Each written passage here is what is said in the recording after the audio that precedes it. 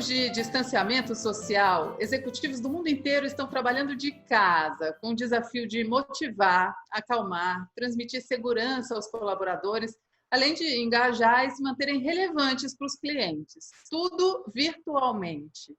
E aí, como garantir uma comunicação efetiva enquadrado nessas janelinhas de reunião online, sem poder ver a reação de quem nos escuta? Para responder essas perguntas, a nossa convidada para o Café com Prosa de hoje é a fonoaudióloga Leni Quirilos. Ela é especialista em voz, doutora em ciência dos distúrbios da comunicação, é também autora de livros, vários livros sobre o assunto, e o mais recente é o Comunicação e Liderança, que ela assina em parceria com Carlos Alberto Sardenberg. Assim, porque ela é colunista também da CBN, e quem trabalha com comunicação tem ela como referência, né, Leni? A gente se conhece tem 20 anos, desde que eu comecei a ser repórter.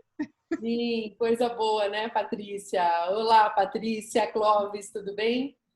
Tudo bem? Muito bem.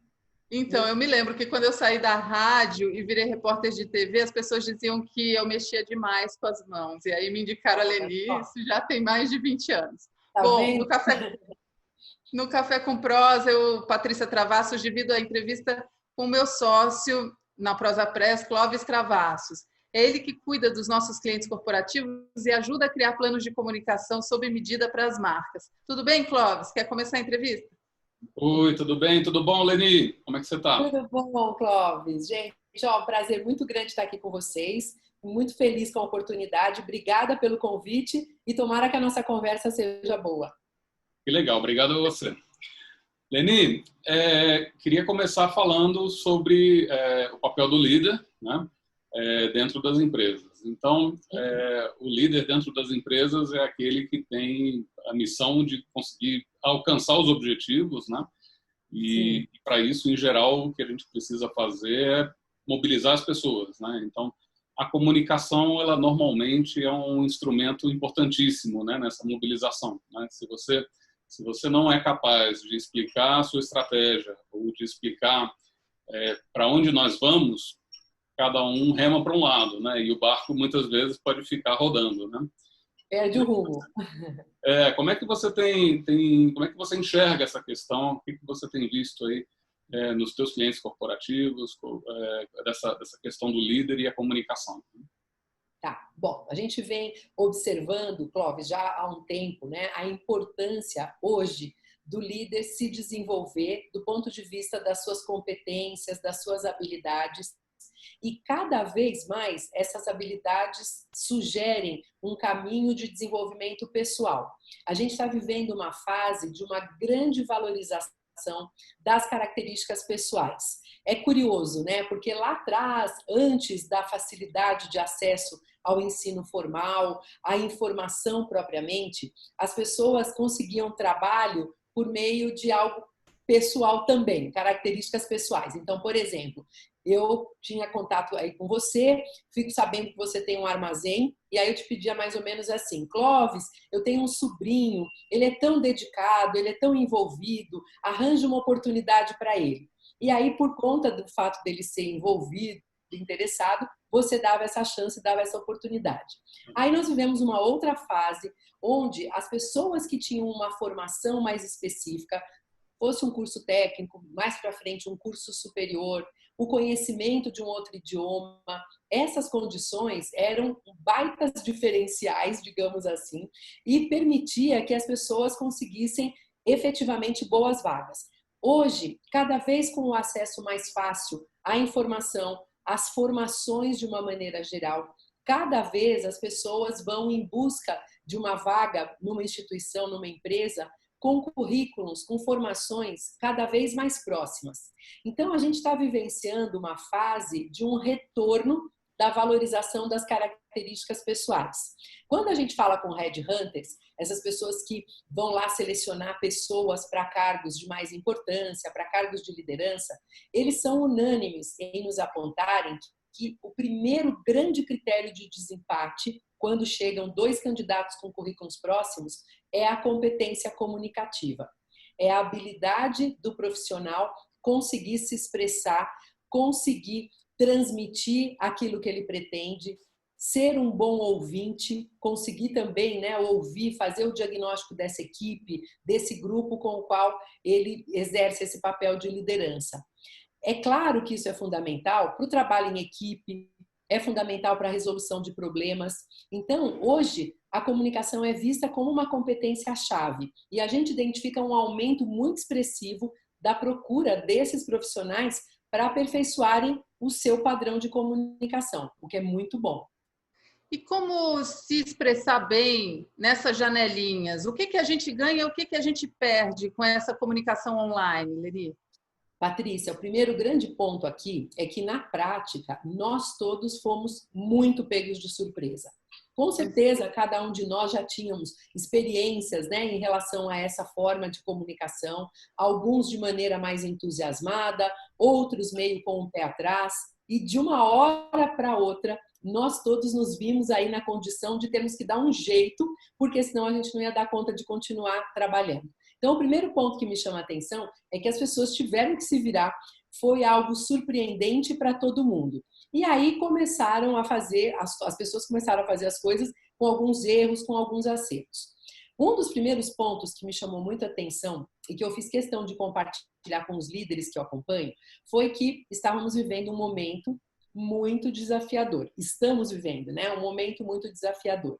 E no começo dessa história, as pessoas estavam muito inseguras.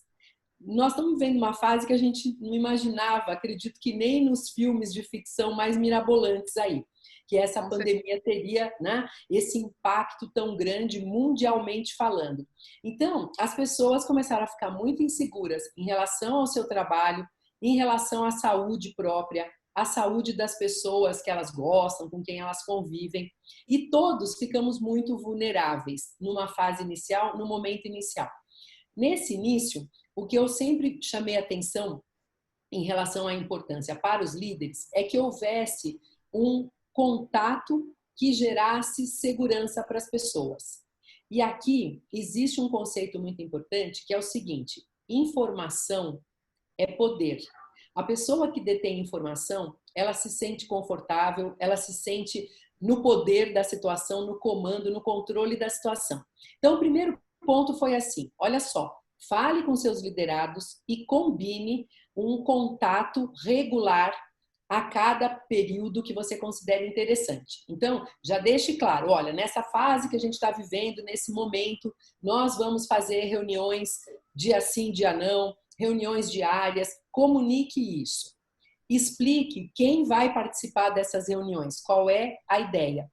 Dê um norte para as pessoas de uma maneira muito clara, mostrando o que você espera delas nessa fase e nesse momento.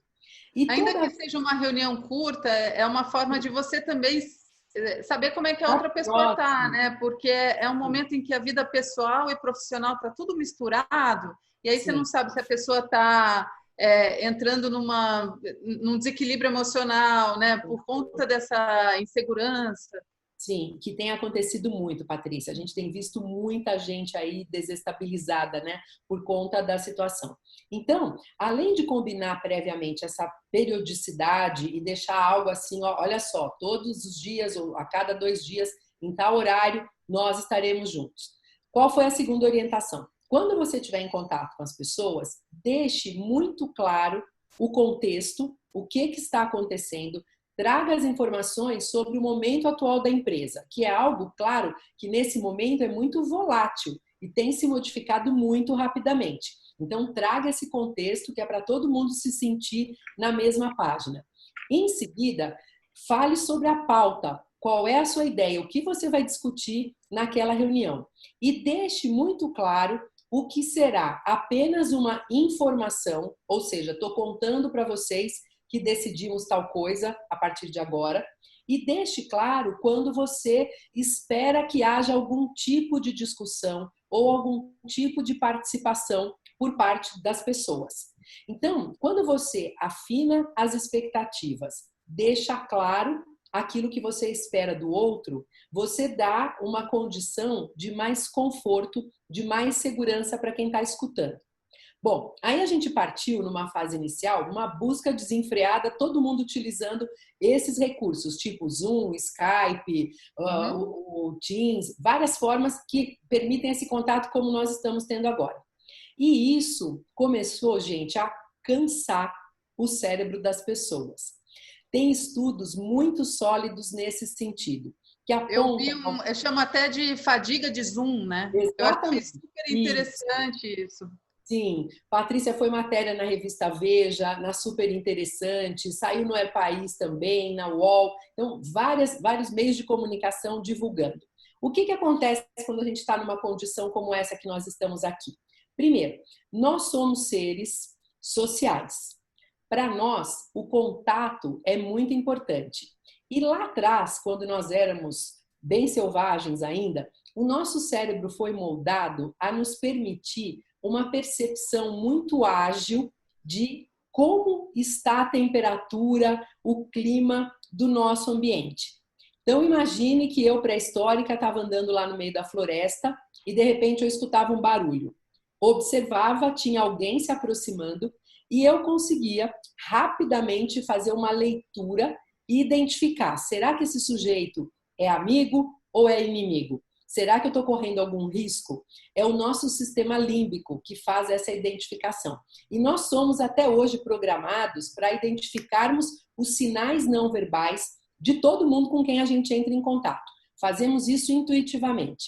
Muito bom. Só que quando a gente precisa fazer isso num meio como esse, nós temos menos elementos. Eu tenho menos oportunidade. Até porque no momento agora que eu estou falando com você, eu estou olhando para uma câmera. Eu percebo você com o rabo do olho aqui abaixo, percebo o Clóvis mais à direita aqui, mas eu estou focada aqui na câmera para que eu possa conversar direito com você. Então, o meu cérebro tem um desgaste muito maior para captar esses sinais. E é como se ele ficasse o tempo todo em busca disso. Então, gera estresse, gera ansiedade e cansa. Outro ponto que é importante. Quando você está numa reunião presencial, você fala alguma coisa, você está lá apresentando algo e eu posso, por exemplo, a qualquer momento, virar aqui para o meu colega do lado e fazer um comentário em voz baixa. Eu posso escutar uma coisa que você diz e posso perceber, por exemplo, que o meu colega sentado lá na outra ponta fez uma cara de que não gostou muito. E por aí vai.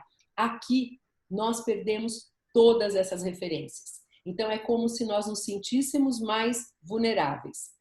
O retorno que nós temos no contato também é um retorno que é parcial e muitas vezes atrasado, muitas vezes com delay. Vocês sabem que tem uma pesquisa muito curiosa feita em 2014 por um grupo de pesquisadores alemães e eles notaram que quando existe um delay acima de 1,2 segundos, que é um delay minúsculo, a gente começa a perceber o nosso interlocutor como menos interessado, como desconectado de nós. Então é como se isso fosse criando um incômodo dentro da gente, um mal-estar. Outro ponto é que assim, a nossa visão, ela é múltipla. Então, ela pega várias dimensões e eu olho para tudo quanto é lado e interajo dessa maneira. Aqui, eu estou com a visão absolutamente focada. Eu tenho que estar concentrada em vocês, no máximo aqui na minha tela do meu laptop. E isso superestimula uma determinada área cerebral que se cansa, que entra em fadiga, enquanto que as outras áreas deixam de atuar, estão fora desse nível de atuação. E fora isso tudo, tem a questão do ambiente. O nosso cérebro associa muito facilmente experiências, situações a cada um dos ambientes onde nós estamos. Então vejam só, se eu estou numa condição normal, eu acordo de manhã, aí assim, eu vou tomar banho, depois eu vou tomar o meu café, aí eu vou me vestir, vou pegar o meu carro, vou sair da garagem em direção ao meu trabalho. Cerca de 40% das atividades desse período são atividades automáticas, são atividades que a gente não tem que ficar pensando muito, a gente faz intuitivamente. Sim. Então, quando a gente chega no trabalho, Patrícia, nós já estamos num nível, de aquecimento cerebral que vai nos permitir adentrarmos aquele ambiente e começarmos imediatamente a focarmos a nossa atenção, a nossa concentração. Agora, o que está acontecendo? A gente acorda e a gente vai fazer esse 220, né? Pois é, logo de cara. Então é complicado porque estamos com o cérebro desaquecido ainda. E a gente vai levar um tempo pensando, tentando focar, tentando memorizar. Então, a queixa de dificuldade de concentração, a queixa de memória, a queixa de guardar, reforçar a informação que é necessária, é uma queixa que está assim muito frequente mesmo. E na minha casa, ou num ambiente diferente do meu trabalho, eu estou programada para outro tipo de resposta cerebral. Eu estou programada para relaxar no sofá, para assistir televisão, estou programada para pegar meu livro. Então, gente, é uma força-tarefa fenomenal que o nosso cérebro tem que fazer para tentar dar conta do recado. Interessante. Vou deixar o Clóvis falar, porque ele fala menos do que eu. Senão, eu vou atropelando, que é outro problema, a questão da pausa. Fica esse silênciozinho.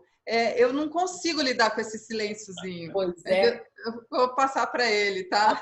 Depois a gente fala sobre essa pausa. Tá bom. Leni, a gente acabou falando bastante agora sobre a questão do Zoom, né, de ferramentas parecidas, né?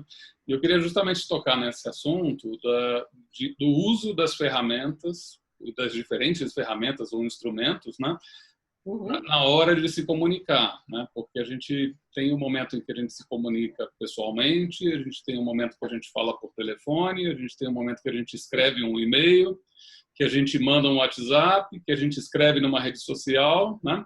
Ou que a gente fala um WhatsApp, né? Manda uma mensagem de voz, enfim. Hoje em dia, para cada problema que a gente precisa tratar, a gente tem uma variedade, um arsenal de armas, né? Para poder escolher qual delas a gente vai usar. E eu observo, né, em alguns contatos, que é muito interessante que algumas pessoas que têm determinados comportamentos ao vivo, quando você lê um e-mail, ou quando você se comunica por WhatsApp, parece que é outra pessoa que tá tratando, né, por falta de habilidade, muitas vezes, de escrever, né, de responder uma mensagem por texto, né. Queria ouvir sua opinião aí sobre essa questão, né, do uso dessas ferramentas, né, e como escolher a melhor ferramenta, né, e fazer bom uso delas é importante no resultado final, na hora que você quer se comunicar e conseguir seu objetivo, né? Ok, então olha só, gente, o que me chamou muito a atenção? No início, pela falta do contato presencial, a grande busca foi para ferramentas como essa que a gente está utilizando, onde eu ouço vocês falando e os vejo, tá? Essa foi assim a mais escolhida, digamos assim. E é claro que ela tem muitas vantagens. Eu estou contando para vocês sobre as desvantagens do excesso dessa utilização e a desvantagem do uso específico só desse tipo de ferramenta.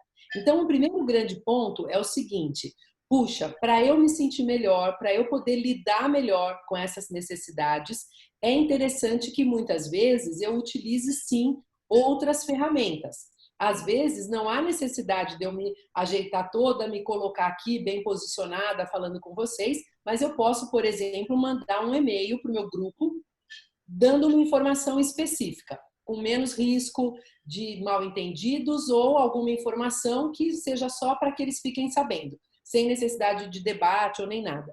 Eu posso, muitas vezes, pegar o telefone, ligar e falar, que são são ferramentas que vão exigir menos desse cérebro que já está tão cansado com esse conjunto de coisas. Agora, o que nós sabemos? Gente, comunicação é um grande desafio. É sempre um grande desafio, porque envolve risco. Comunicação não é o que eu falo, comunicação é o que chega aí no ouvido de vocês. É o que o cérebro de vocês vai processar daquilo que eu falei. Então, nós sabemos que é sempre arriscado comunicar e quanto mais a gente tiver elementos para traduzir bem as nossas intenções, as nossas necessidades, os nossos desejos, melhor. Então, veja, aqui eu falo com vocês, vocês estão tendo como sinais que eu emito o som da minha voz, a expressão do meu rosto, a escolha das palavras que eu estou fazendo, o tom que eu estou utilizando, o uso ou não das pausas, como a Patrícia comentou. Todos esses são sinais relevantes. E a gente pode classificar esses sinais, Clóvis, em 3 grandes grupos. Recursos que a gente chama de verbais, que tem a ver com a escolha das palavras, tem a ver com o modo como a gente organiza as frases, tem a ver com as expressões que a gente tende a utilizar. Recursos que chamamos de não verbais, que são os recursos da imagem. Então, tem a ver com postura, gesto, expressão facial, direcionamento do olhar. Tem também muito a ver com o cenário onde nós estamos falando.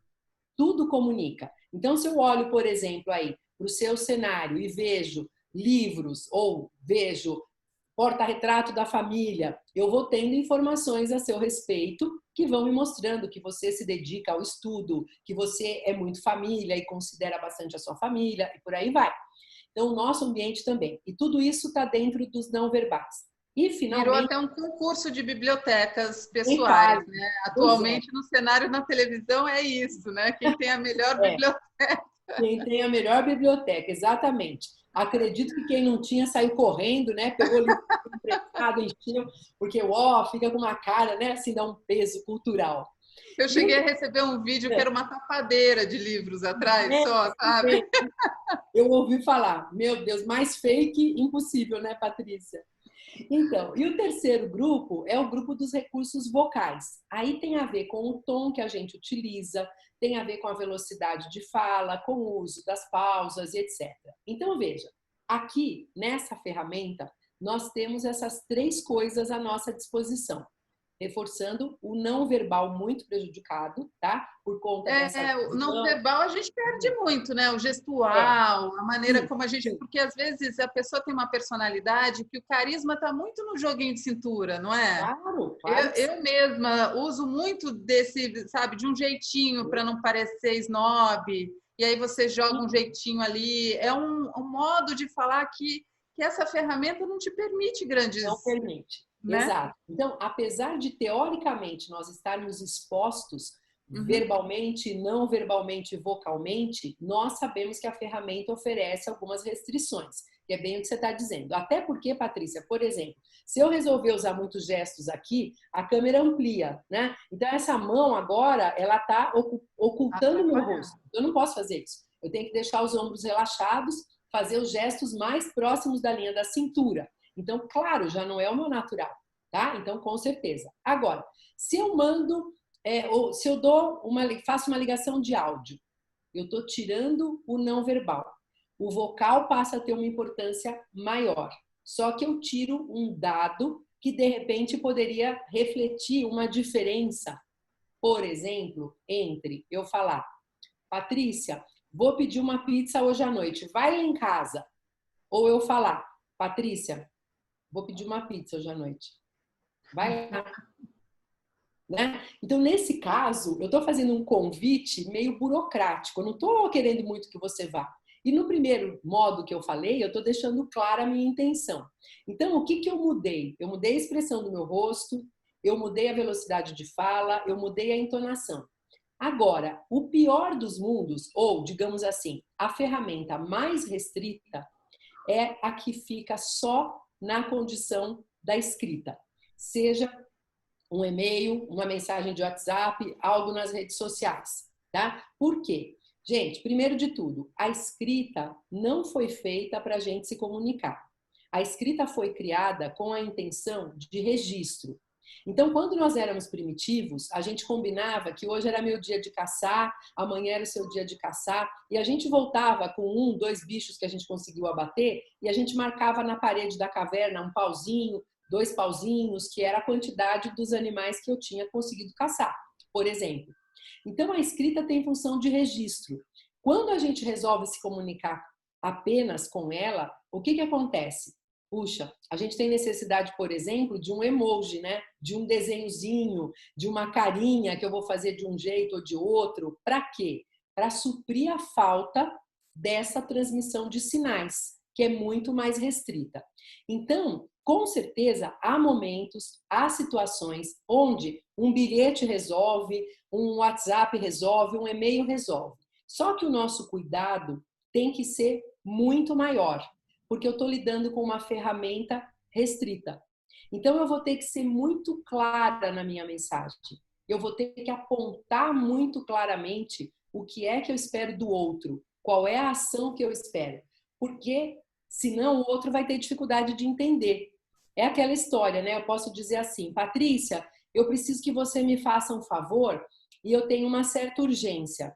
Tá, qual é essa urgência? Você precisa que eu faça agora? Se eu te entregar amanhã, tá ok? Então, quem fala por meio da escrita, ou melhor, quem se comunica por meio da escrita, precisa ser muito específico. E acho Porque que senão... tem uma questão também da velocidade, da intensidade que isso também ganha, né? Porque quando você está numa comunicação por WhatsApp, muitas vezes a pessoa espera uma resposta imediata, né? E você está Nossa, lidando com verdade. várias Bem coisas, lembrado. né? Você Bem está lidando com lembrado, várias coisas Clóvis. que é uma dificuldade já de você colocar isso por escrito e agora, né? Você elaborar aquela mensagem de maneira completa, né?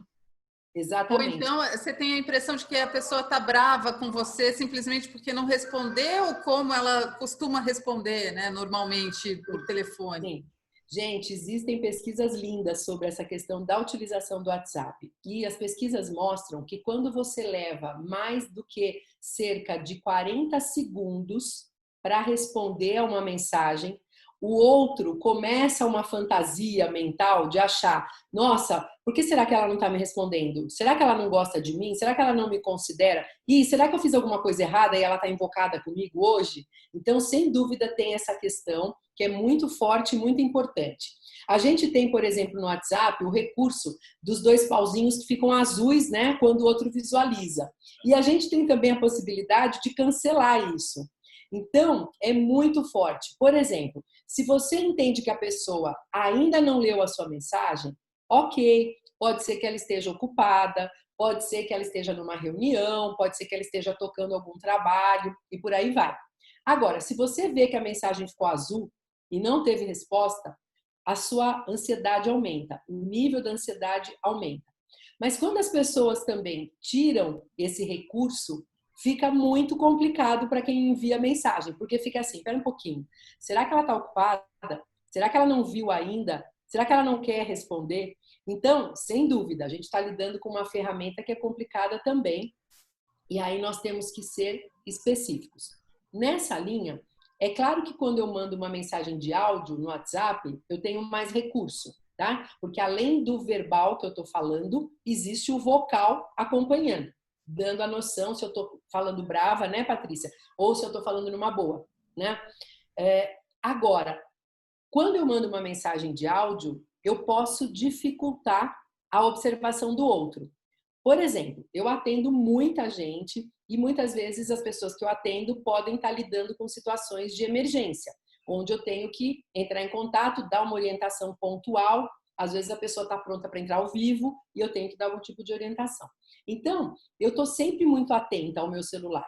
Imagine que eu esteja numa reunião com outras pessoas ou eu estou num atendimento. Meu celular vibrou, eu bato o olho. Se eu abro e vejo que é uma mensagem escrita, eu dou uma triada rápida para ver se é algo de emergência. Se não é, eu aguardo para responder depois. Se é, claro, dependendo da situação, eu vou precisar pedir licença para orientar a pessoa. Agora, pior dos mundos para mim. Estou na reunião, entrou uma mensagem, eu bato o olho, é um áudio. Às vezes é um áudio de 2 minutos, de 3 minutos. Não dá. Eu não consigo acessar no meio da reunião. Então, gente, também assim é muito importante a gente ter o bom senso de entender como é que a gente vai utilizar, o que a gente vai utilizar para garantir. E claro, tem os mega ansiosos, né, Patrícia, que fazem assim. Imagine, eu mando um e-mail para você para resolver uma questão. Aí eu espero tipo assim meia hora, você não me respondeu. Aí eu mando um WhatsApp, Patrícia, te mandei um e-mail, responde para mim? Meu Deus. Então, isso acontece também com muita frequência. Olini, em relação aos mais tímidos ou menos tímidos, como é que é a câmera e agora esse desafio do distanciamento, como é que isso acontece? Porque eu conheço pessoas que têm verdadeiro pavor de câmera. Então, a gente vê, agora as professoras tiveram que desenvolver alguma habilidade para darem aulas à distância. E outros profissionais também. E aí, nas escolas, a gente conversa, né, com a escola da minha filha, a minha cunhada é professora, e a gente vê que alguns profissionais simplesmente se recusam a esse. Ainda existe espaço para isso?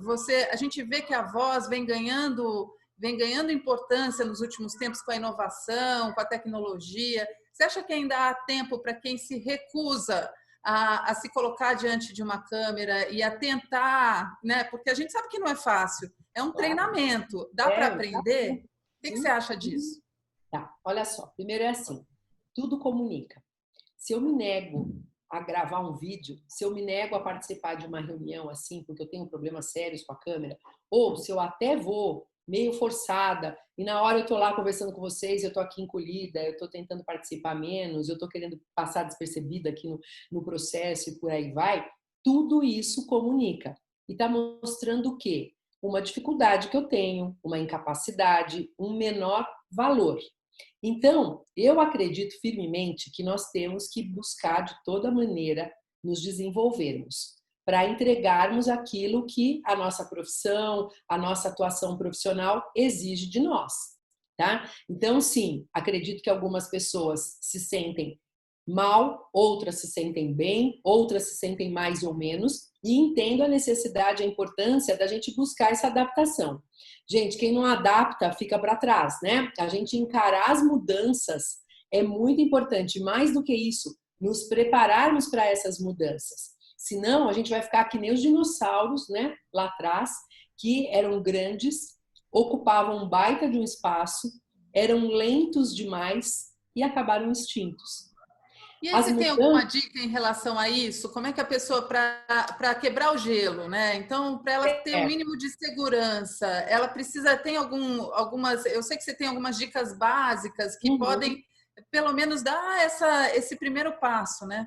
Sim, então assim, primeiro identificar a importância dessa busca, identificar, aceitar essa condição atual como um desafio importante e estar aberto à mudança. Esse é o primeiro grande passo e é fundamental que as pessoas ganhem essa consciência. A partir disso, é interessante observar quais são os sinais que a pessoa emite na sua forma de comunicação. Procurar identificar, ou por meio, claro, melhor dos mundos, né, de um cuidado profissional, com algum profissional que possa orientar, que possa traduzir esses sinais que a pessoa emite e mostrar para ela, ou até buscando a opinião, buscando o feedback de pessoas que ela confia. Os colegas de trabalho, o melhor amigo, alguém da própria família, que possa dar esse retorno para ela. A partir disso, Patrícia, é importante que a pessoa tenha algumas orientações mais técnicas, digamos assim, para que ela se saia bem nessas situações. Então, vamos lá. Considerando primeiro o aspecto verbal. É muito importante que a gente busque trazer as mensagens principais da nossa intervenção logo de cara. E que a gente se ocupe no decorrer em embasar essas mensagens principais. Então, às vezes, a pessoa tem uma característica de prolixidade, ela rodeia muito para trazer informação. E se isso já é complicado na vida, no contato presencial, por aqui é ainda mais. É o que você falou. Na primeira pausinha que a pessoa der, alguém entra falando junto, tá? Então, ela tem que ser treinada, ela deve ser preparada para eleger as mensagens principais, para entregar essas mensagens de maneira simples, direta e objetiva, logo de cara. Com isso, é muito provável que ela conquiste um estoque de boa vontade maior das pessoas, eventualmente para uma explicação posterior. Então, é fundamental que ela se organize nesse sentido. Que ela use palavras de uso mais habitual, frases mais curtas. É mais interessante que a gente afirme do que a gente negue algo para a compreensão mais fácil do cérebro, de preferência a ordem direta, nesse esquema. É interessante evitar palavras que dão uma ideia de menos valor, de menos importância. Então, cuidado, vale a pena a gente fugir do eu acho que, talvez, eu queria, eu gostaria, eu vou tentar, que são expressões que dão uma impressão de menos, né, firmeza, digamos assim. E, ao contrário, usar expressões que são mais, que se colocam de uma maneira mais firme. Então, por exemplo, eu quero destacar que, no meu modo de ver, é importante ressaltar, papapá, e aí traz a informação. Do ponto de vista não verbal, eu preciso demonstrar claramente o meu interesse em estar conectada com vocês. Como que eu estou fazendo isso agora? Bumbum bem apoiado, peso do corpo distribuído igual. Então, veja, é diferente de eu falar assim com vocês, por exemplo, tá? Então, peso do corpo bem apoiado, bem distribuído. A base do corpo imóvel. Nossa, gente, é muito incomodativo você falar com alguém e a pessoa tá fazendo isso daqui, ó, tá balançando a cadeira para lá e para cá enquanto fala com você. Eu digo às pessoas para pensarem nas suas colunas como se fossem canudinhos dentro do qual passa um fio. E na hora que vai falar, ó, faz de conta que alguém retificou o fiozinho.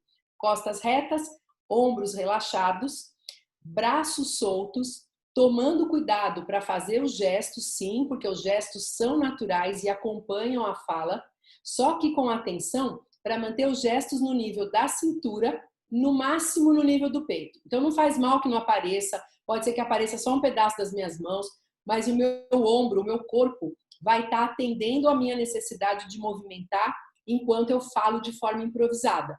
Porque além do outro perceber o gesto, o nosso cérebro usa o gesto como um recurso para facilitar o improviso.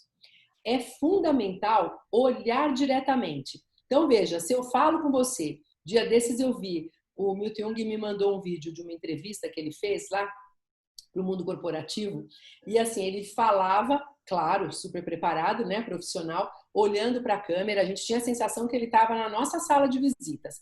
E o entrevistado, brilhante, um cara que falou coisas muito legais, ele ficava o tempo todo assim, ele olhava para um lado, ele olhava para o outro, aí ele olhava para cima, ele abaixava a cabeça. Então, assim, apesar dele falar coisas muito legais, irritava, incomodava tanto aquela impressão de que parecia que ele estava desconfortável, louco para picar a mula, né? Incomodava muito. Então, é treino.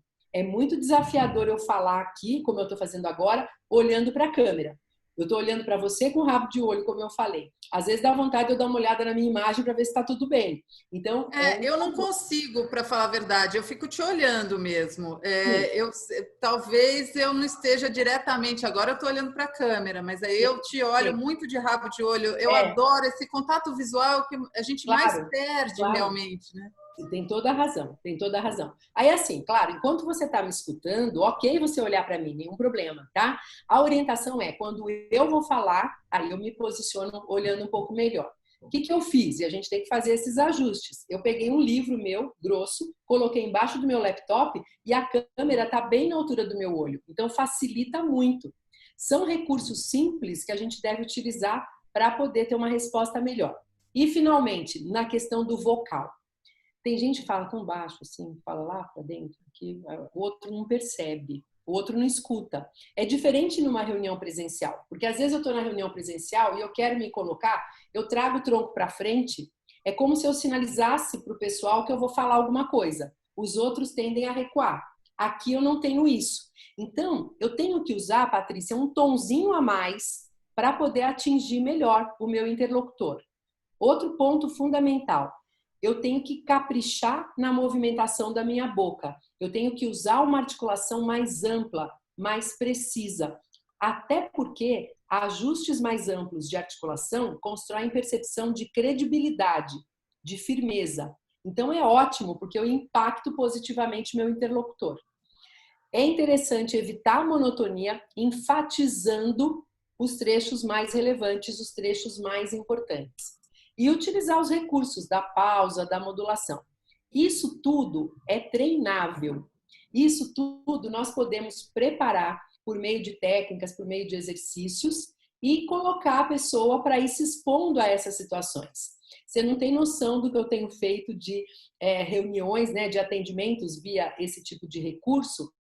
Também, claro, e principalmente por conta da pandemia, mas também pela possibilidade do treino nessa ferramenta, que é muito relevante. Te perguntar em relação à pandemia, o Clóvis já vai falar que ele já fez um sinalzinho, eu já vou deixar.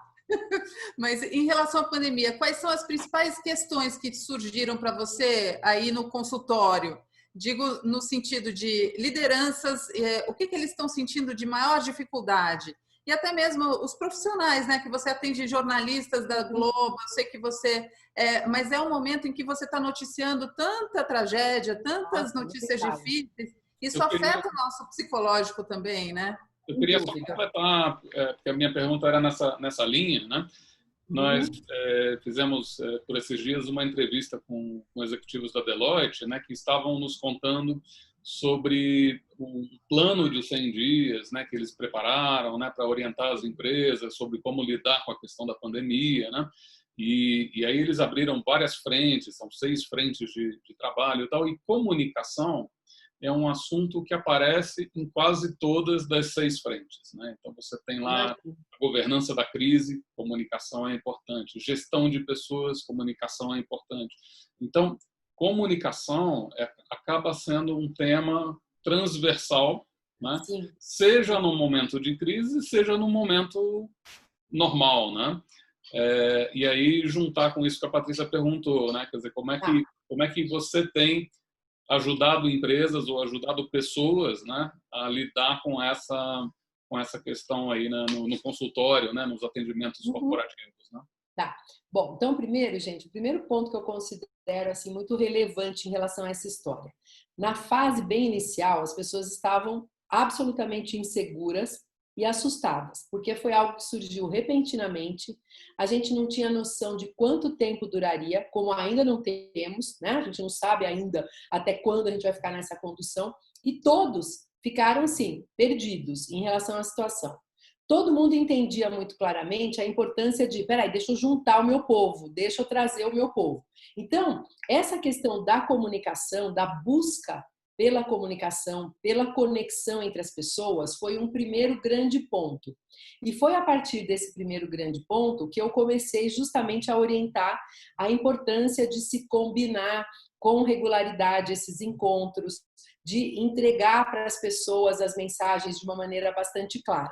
Então, esse foi um primeiro grande momento e, para os líderes, foi uma fase onde, estrategicamente, eles estavam buscando soluções, até pensando de uma maneira mais ampla, em como conduzir, como ficar com a empresa fechada, a fábrica fechada, né? Como é que seria isso? Logo em seguida, muito rapidamente, veio a demanda para essa questão do trabalho remoto. Então, eu fiz, inclusive, vários treinamentos com os subordinados para trabalhar com a maneira como eles iam se colocar no contato com o cliente, no contato entre os pares, com os superiores, com os subordinados e por aí vai.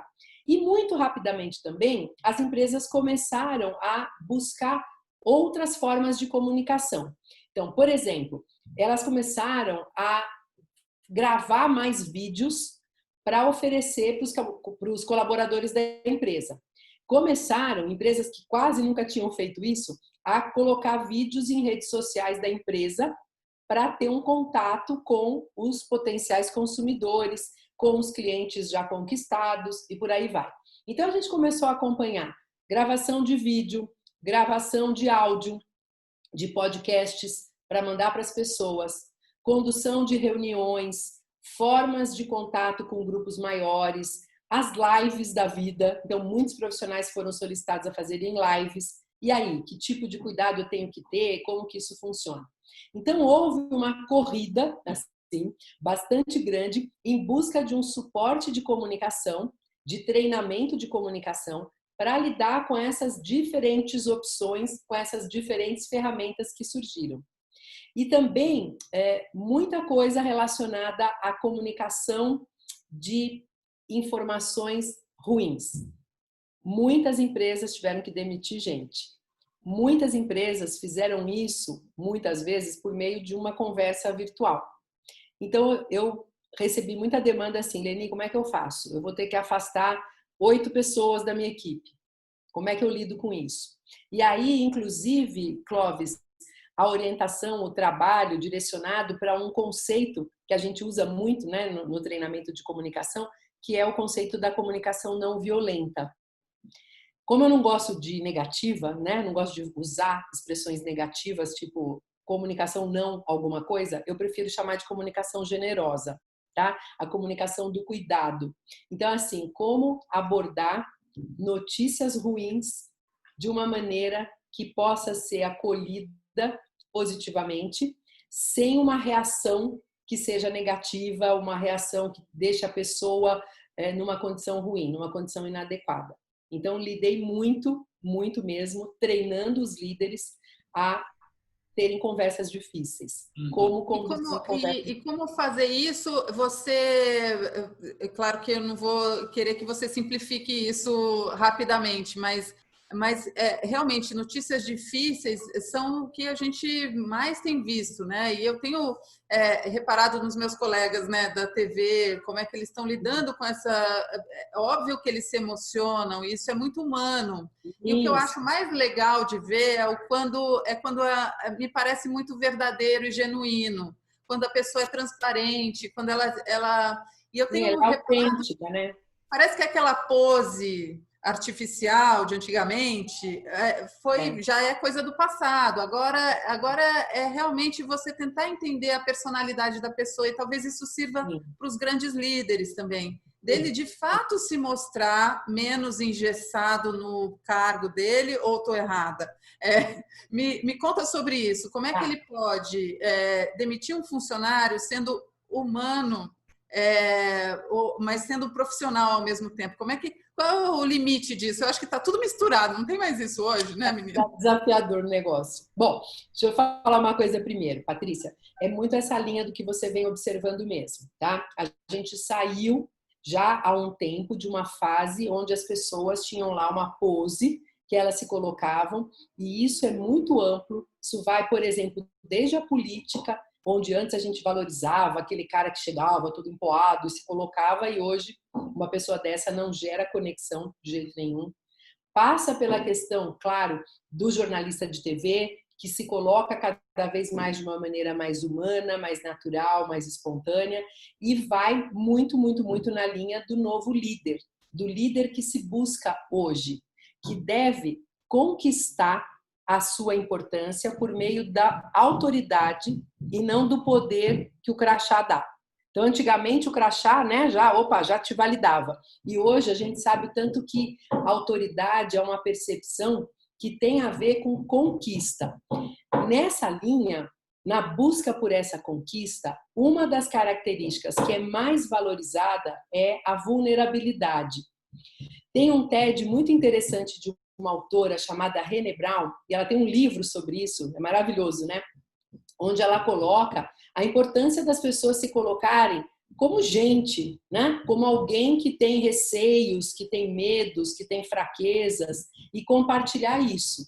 Diferente do que a gente imagina, você compartilhar a sua vulnerabilidade te fortalece, te torna humano. Então, essa é uma busca muito importante.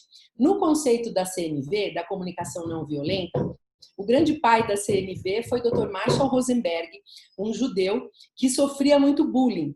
E ele começou a se interessar por esse estudo porque ele dizia assim, puxa, as pessoas vinham, nem me conheciam, e pelo fato, por exemplo, de eu ser judeu, elas debochavam, elas agrediam, e assim, gratuitamente. Então ele começou a fazer vários estudos nessa linha, e ele descobriu que nós, de uma forma geral, humanos, nós somos muito compassivos, nós lidamos de uma forma muito boa quando a gente vê, eventualmente, o sofrimento do outro, o estado que o outro se encontra e etc.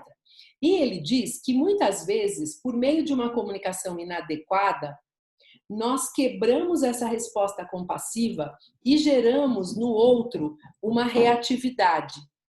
Ele descobriu que muitas vezes essa reatividade vem de uma ideia que você passa, por exemplo, de julgamento, de juízo de valor e não de argumentação objetiva, com fatos. Então, ele propõe, sem querer simplificar como você falou, mas só em termos de trazer um exemplo, ele propõe que a gente aborde conversas mais difíceis a partir de 4 passos. O primeiro passo é a observação clara daquilo que está acontecendo, a observação dos fatos, é aquilo que eu vejo, e aí o grande desafio é afastar o julgamento. Deixa eu dar um exemplo. Imagine, Patrícia, que você é minha subordinada, tá? E aí você está faltando muito no trabalho. e eu quero te chamar para te dar um feedback negativo, para falar que eu não estou satisfeita não com você. O que seria o modo errado, né? Um modo que lida com o julgamento e que te coloca na defensiva. Seria eu chegar e falar assim: Patrícia, quero falar com você. Olha só, primeiro ponto que eu quero abordar. Patrícia, você é muito irresponsável. Você não pode agir desse jeito. Se eu faço isso, você não vai me escutar. Independentemente de eu ter toda a razão do mundo, você simplesmente vai para o modo defensivo e vai negar o que eu estou falando. Não, Leni, não é bem assim. Que é isso? Eu não sou irresponsável. Tá? Como que seria o modo adequado? Vou trazer a observação. Seria algo do tipo: Patrícia, olha só, quero começar a conversar com você. No mês passado, nós tivemos 20 dias úteis. Desses, você faltou a 8. Ok, é um fato. Você só vai fazer assim para mim e vai aguardar eu continuar a minha conversa com você. O segundo passo que o Marshall propõe é falar do seu sentimento. Como que isso impacta em você, tá? Então, assim, no último mês dos 20 dias úteis, você faltou a 8. Isso, Patrícia, me deixa muito vulnerável, me deixa muito insegura em relação à nossa área. Porque como sua líder, e aí vem o terceiro passo, que é a necessidade. Eu preciso saber com quem eu posso contar a cada dia, até para eventualmente modificar, trazer outras pessoas para a área, modificar prazos de entrega e por aí vai. A quarta parte da história é o pedido. E aí deve ser algo que eu te peça objetivamente para você ter a noção do que eu quero a respeito. Pode ser que nesse caso o meu pedido fosse, por exemplo, a gente pode falar sobre isso? Você pode me contar o que está acontecendo? Então, veja, eu criei uma condição, eu criei um clima de aproximação com você, de compreensão. Eu trouxe o fato, eu comentei o meu sentimento em relação a isso, falei de uma necessidade minha que não está sendo atendida e te pedi algo de forma objetiva. Por que isso parece que funciona tão bem, né? É curioso.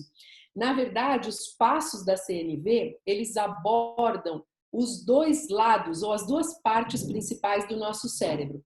O sistema límbico, que é o cérebro das emoções. Então, quando eu falo de sentimento e quando eu falo de necessidade, que é o sanduíche da CNV, são os dois do meio, né?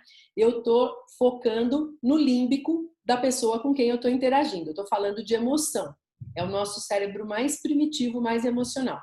E quando eu trago a observação clara e o pedido bem objetivo, eu estou chamando o neocórtex, que é o cérebro sofisticado, é o nosso cérebro racional.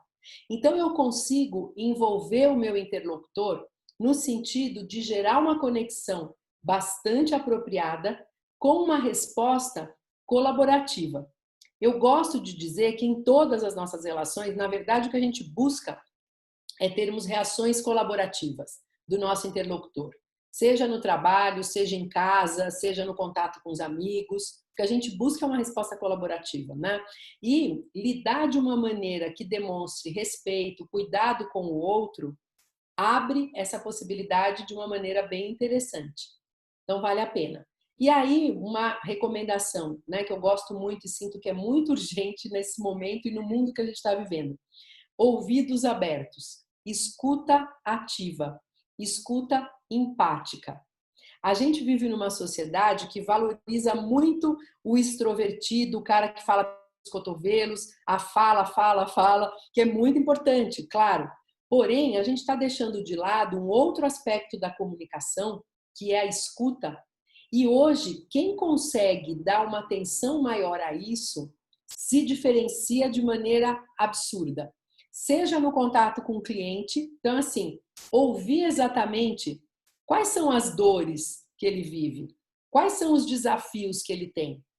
É muito melhor e é muito mais assertivo eu escutar o que incomoda o outro, o que é desafio para ele e na sequência propor algo que o ajude a solucionar, do que eu ficar desfilando aqui o rol de produtos e serviços que a minha empresa oferece, gerando muitas vezes uma desconexão que afasta o outro, que vai fazer com que o outro saia daquela conversa, comece, ele está lá de corpo presente, mas já está pensando em outra coisa. E aí, a hora que eu acabo de falar tudo, que eu desfilei aquele rol imenso, né, de competências, de coisas que eu posso oferecer, ele olha para mim e simplesmente faz algo do tipo: nossa, interessante. Tá bom, eu vou pensar melhor e depois eu volto a te procurar. Esse não volta mais, pode ter certeza. Então, a importância da escuta é fundamental nesse processo. Olha, eu até fiquei quieta, deixei o Clóvis falar.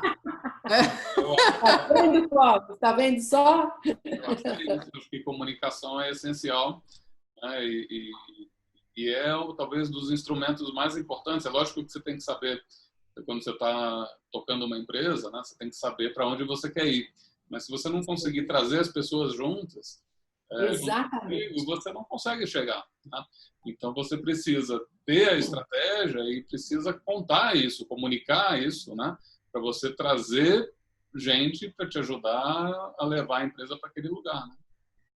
Aqui a gente trabalha com equilíbrio, sabe, Leni? Eu, assim, mais extrovertida, ele mais tímido, ele ouve.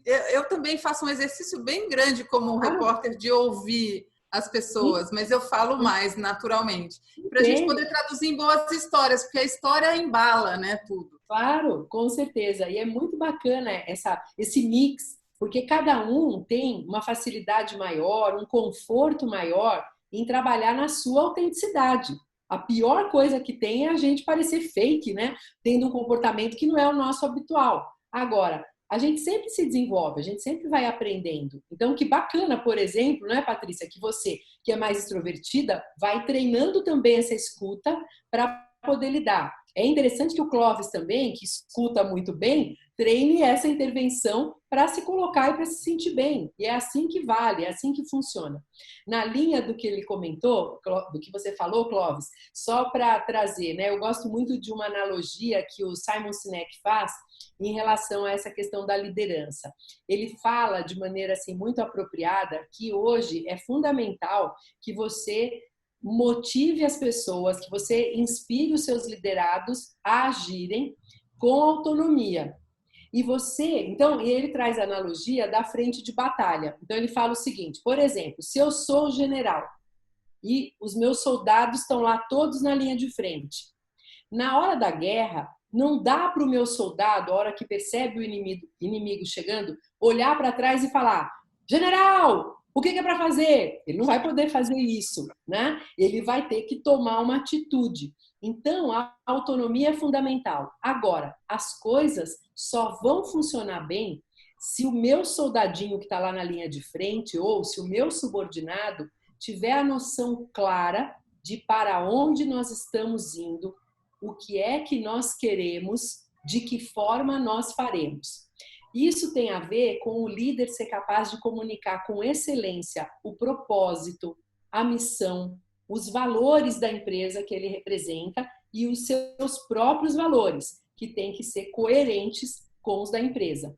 Se isso é transmitido, se isso é comunicado de maneira transparente, de maneira assertiva e empática, a gente pode delegar e a gente pode ter a convicção de que tudo vai funcionar do jeito certo, até quando o líder não estiver presente, que é a grande busca, né? E é uma das formas que a gente usa para identificar quando o líder é realmente bom. E até quando você não tem notícia boa, né?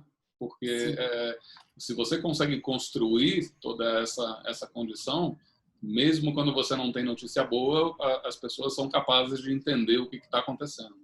Sim, você engaja, não é, Clóvis? Os funcionários ficam engajados, eles se sentem ligados ao líder. E aí eles são capazes de, entre aspas, aderirem de uma forma intensa. Você sabe que me chamou muita atenção, os meios de comunicação têm enaltecido muito o trabalho da primeira-ministra da Nova Zelândia, né, a Jacinda. Ela tem sido mega bem considerada, nossa, ela é uma condução maravilhosa dessa crise. E eu me lembro bem que há alguns meses, no Jornal Nacional, teve uma matéria falando sobre o tanto que ela está conseguindo fazer a diferença e tudo mais, e um entrevistado brasileiro que mora na Nova Zelândia há 8 anos, gravou uma sonora, ele falou, tinha um trecho de fala dele, né?